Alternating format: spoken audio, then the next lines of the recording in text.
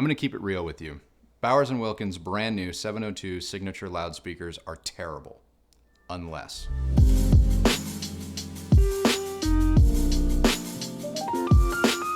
So I have a lot to say about Bowers Wilkins' brand new 702 signature loudspeakers, so I'm not going to waste a lot of time in this video summarizing them. What you do need to know, however, is that they are based on the 702 S2 loudspeakers, which have been with us for some time. They have an exclusive finish to the signature line, which is the Da-Tuck high gloss wood. Yes, that is how you say it. We did check, and it is gorgeous. Now, Bowers Wilkins is claiming some internal updates borrowed from the 800 series, which is the brand's flagship, and everything on top of that really comes down to specs. So for those of you that want to know the specs, here they are.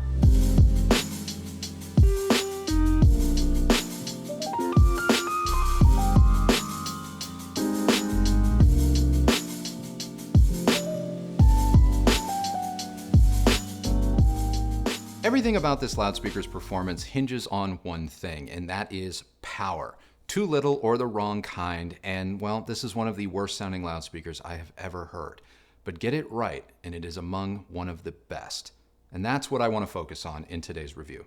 In order to discuss the sound of these speakers, we're going to assume that we have all of our associated equipment, specifically our power amp, sorted. And we're going to talk a little bit more about what that means later on in this review, but for now, let's just assume that everything is dialed in. And when it is dialed in, these are some of the best loudspeakers at their price point, period. Starting with the bass. The bass is deep, very satisfying. There is a lot of richness and texture, and this being a three-way loudspeaker, you should expect a little bit of bass. It's dynamic, it is punchy. There could be a little bit more extension in the mid-bass region, a little bit more attack, but honestly, for what it is very, very good. In terms of the mid-range, it is articulate, detailed, and clear. Very clear, actually. It is not neutral, however, as it is ever so slightly dark and recessed. And yes, this does have an effect on its timbre. This should come as no surprise to Bowers Wilkins fans because Bowers Wilkins does have a little bit of a sound, and we'll talk a little bit more about that in just a moment. Now, the high frequencies, in my opinion, is where this loudspeaker really shines, and this should come as no surprise using a Nautilus tweeter-like design that these signatures have. The air and extension and detail is phenomenal, arguably best in class at this price point. And there is a lot of air, but there's also this level of sparkle that makes for instruments like cymbals to sound live and organic rather than reproduced, and it is absolutely fantastic. But top to bottom, there is a coherence here that is very, very nice indeed. And it's really kind of difficult to hear where the crossover points are in this particular loudspeaker. So I do applaud B&W for that.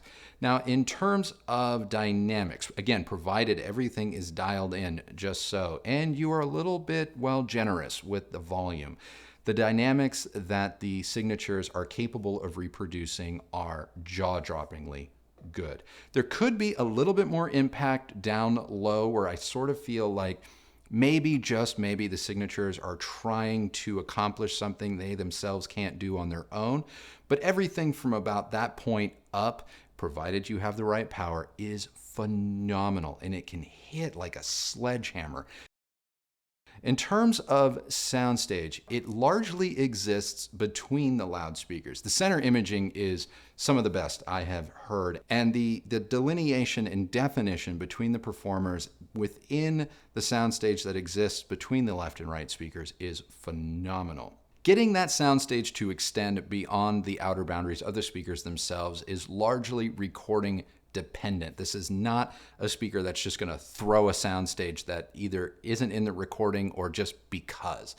And so if the recording is up to snuff, then yes, these will extend beyond their boundaries, and it's very well appointed and detailed. But again, their strength lies sort of right in between your left and right main speakers. But all in all, I mean, the signatures are fantastic. Again, provided you have everything dialed in, these things are beautiful, but there is that caveat. So now we need to talk about what this speaker sounds like when you don't get the mixture just right. And regardless of your amplifier, if you're not willing to play this speaker back at some volume, I think you're going to find its overall presentation to be a little bit lifeless and dull. And this is why I don't recommend these loudspeakers for people that maybe live in apartments, have shared walls, or have other sound considerations, because you just have to turn them up in order for them to fully come alive and engage you. And again, because of needing more volume in order to come alive, that kind of affects other things in its performance. And let's start with the mid-range. I talked about timbre and the coloration of the mid-range of this loudspeaker, so you can maybe expect your favorite singer-songwriters to have just a slightly different character than maybe what you're used to. But again, in applying volume, you can also expect the mid-range with some recordings to kind of take on a megaphone-like effect. And I don't know how you get around that, because that comes with the volume necessary in order to make these speakers come alive. And the same is true of the tweeter. I know I just finished saying that it was best in class. Well, it's best in class provided you have the right recording. So if you haven't stepped up your Spotify or Tidal account to the highest possible quality, this may be the time to do it, because the tweeters here are incredibly revealing. Now lastly, and this kind of speaks to their soundstage, but no matter what amplifier I chose or how I placed them in my room, I could not make these loudspeakers orally disappear. In fact, they are far more studio-like than I remember Bowers and Wilkins loudspeakers as being. And so if you are one that wants your speakers to disappear and in their wake just leave you with a beautiful, wide, vast soundstage, this is not that speaker. But leaving the speaker's sonic traits aside, we need to talk about a couple of other things that are exclusive to the Signature line. There is no matching center speaker or subwoofer for this series, and I think that's a huge mistake, because I did watch a couple of scenes from 6 Underground through these loudspeakers, and even in stereo, I thought that they would make fantastic home theater speakers, but there's no matching center. When I say matching center, I mean a center that has the same fit and finish as the Signatures. There's no matching center. And Bowers and Wilkins telling you to just pair them with the existing 700 series center and subwoofer, in my opinion, is not a good look. So Bowers and Wilkins, if you are watching, please flesh out this line with a center speaker and matching subwoofer. And while we're talking about the speaker's looks, as gorgeous as it is, this is yet another tower speaker where we have to address the bass. Not sonically, not the bass sonically, but the physical bass itself, because it is absolutely an afterthought here. In fact, Christy thought it looked like a cake tray at a wedding, and I'm not going to disagree. Near as I can tell, they make no impact on the sound. They are purely there for stability. So if you're not worried about your speakers tipping over, I would say skip the bass. Now, throughout this review, we have talked about that in order to get the most out of the 702 Signatures, you have got to get your associated equipment just right. And so now we're going to talk about what that means. When the 702 Signatures arrived, we were in the middle of evaluating the Bluesound Power Node 2i. So naturally, we just connected the Signatures to that. And oh my God, it was terrible. But we didn't judge the speakers too much on that. I mean, it's an $800 integrated versus some very high-class loudspeakers. So we thought we would move to the next best thing, which is our Unity Atom. And you know, if you watch this channel, that we are huge fans of the Atom, and everything that we have ever played back through the Atom sounds fantastic. So why wouldn't the B&Ws? And well, frankly, that too sounded like garbage. And before you go spouting off in the comments going, well, it's because it only has 40 watts. Next, we grabbed the Cambridge Audio Edge system, amp, preamp and streamer, and turntable. 100 watts into 8 ohms, 200 watts into 4 ohms. British on British sound. And nope, that sounded like trash too. Nothing so far that we had thrown at this loudspeaker made any real difference. Everything either sounded thin and lifeless or woolly and dull. And so it was at this point that we had a legitimate conversation in this house about whether or not to move forward with this review. And that's when Christy suggested that we should just go for broke and grab the most badass amplifier that we have in this house. Now, I've been trying to keep it a secret, but it was time. we grabbed the Musical Fidelity M8XI, which has over a kilowatt of power at its disposal, and it was only then were we able to achieve the sonic traits that I spoke about coming from this speaker earlier in this review. Yeah, to say that you have to choose your associated equipment, specifically your power amp, wisely is an understatement. Because not only does power matter, but the type of power also matters. And so if you think that you're going to be able to buy a loudspeaker like the 702 Signature on a budget, or spend the bulk of your budget on the speaker itself and skimp elsewhere, I have news for you. You're not going to be able to do that. But I also argued that if you're considering the 702 Signature, this isn't your first speaker purchase, that you are a bit of an aficionado, an enthusiast, and you understand that certain speakers like this come with some fine print. And the fine print in the case of the 702 Signature is power. But I don't want you to think that you have to go broke in trying to figure out how to power the 702 Signatures. Since trying the flagship Musical Fidelity integrated, we have found a couple of other more, say, affordable options that also work very well with this loudspeaker. Starting with Musical Fidelity's M3SI integrated at around $1,500. It's not the same as their flagship integrated, but it is serviceable and it does a very good job. Another amplifier that we dusted off and tried with the Bowers Wilkins was our Crown XLS DriveCore 2. And guess what? Yeah, it has the requisite power to make these speakers sing. Is it as refined?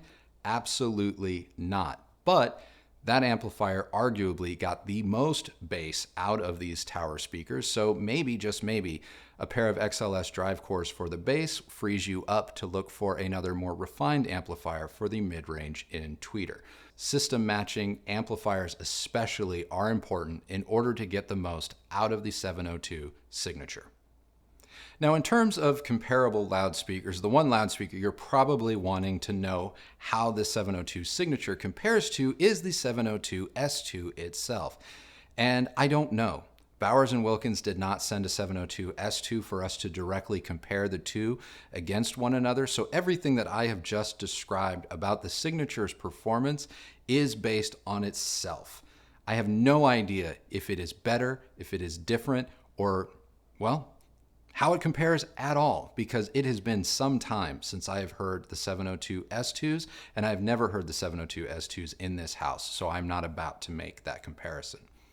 Now, obviously, we had to compare the 702 Signatures to the Q Acoustic Concept 500s, and in that review, if you haven't watched it already, links in the description, at the end of that review, I alluded to the fact that I thought the Concept 500 may just maybe play in the same arena as the 702 Signature. I didn't go so far as to say that it could, but I said that it may, and guess what? I was right. The Concept 500s do, in fact, challenge the 702 Signatures, and in my opinion, because they do so with less fuss, making them more approachable on a wider range of electronics, they may just be the better all-around loudspeaker. I'm not saying they're the best, because in absolute terms, the 702 Signatures are the better loudspeaker. But all things being considered, all things being factored in, you're going to have an easier time and likely reach a sonic pinnacle, if you will, or summit, a hell of a lot easier with the Concept 500. Now, if you're a fan of this channel, you are no doubt wondering, how does the 702 Signature compare to our reference loudspeaker, which is the Heresy Mark IV? And I have to tell you, this really isn't a fair comparison. In fact, I don't see the two audiences being remotely the same. You're talking about a super high efficiency loudspeaker versus a very refined, polite British monitor. That being said, it is a hell of a lot easier to get performance out of a Heresy Mark IV than it is the 702 Signature. But the 702 Signature is, again, a little bit more refined and composed top to bottom, and a little bit less rock and roll in comparison to the Heresy Mark IV. Now, for just crazy comparison's sake, we did bust out the only other tower speaker that we had in this house at this time, which is the Yamo C97 Mark II, which is 1/10 the price of the 702 Signature. And yes, it should come as no surprise, the 702 Signature is the better loudspeaker. But I would argue that the Yamaha C97 Mark II is better dynamically with less and has a vastly wider dispersion and thus wider and deeper soundstage in direct comparison to the 702 Signature. Is it as nuanced? No.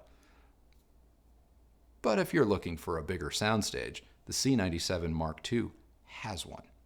And lastly, and this may not be a comparison that Bowers Wilkins wants me to make, but I have to talk about the formation duos, because while maybe it's not fair to compare a powered speaker to a passive one, at the asking price of the formation duos, I have to imagine if you're in the market for a Bowers Wilkins speaker, you probably or may end up cross-shopping these two against one another. And well, frankly, if you want to achieve the bulk of the performance that the Signatures are capable of with a lot less work, the formation duos will get you there. Now, the formation duos will kind of lock you in to one sound one way because they're powered. And so if you want to experiment with amplification, if you are that type of enthusiast or audiophile, you just can't do that with the formation duos the way you can with the 702 Signatures. But if you just want the sound and you don't want to fuss, the formation duos are right there ready and waiting for you. So in conclusion, the Bowers Wilkins 702 Signature loudspeakers are gorgeous. They are among some of the most beautiful loudspeakers I have ever seen. Bowers Wilkins has nailed all of the little details. Now, I can't say if they are night and day different from the existing 702 S2 loudspeakers, but on their own for what they are world class. And if you're willing to get the formula just right, these speakers will simply blow you away. So that's it. That is my review of Bowers Wilkins' brand new 702 Signature floor standing loudspeakers. What did you think?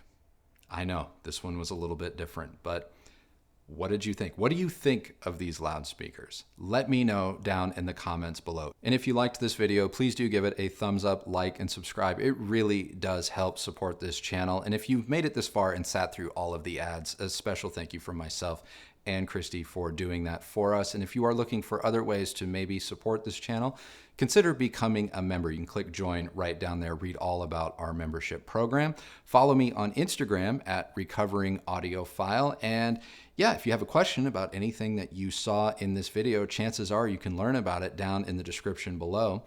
And I think that's it. So I got to get out of here. Thank you so much for watching. And remember, the only person that has to like the sound of your system is you. So happy listening, everybody, and we'll see you on the next video. Bye.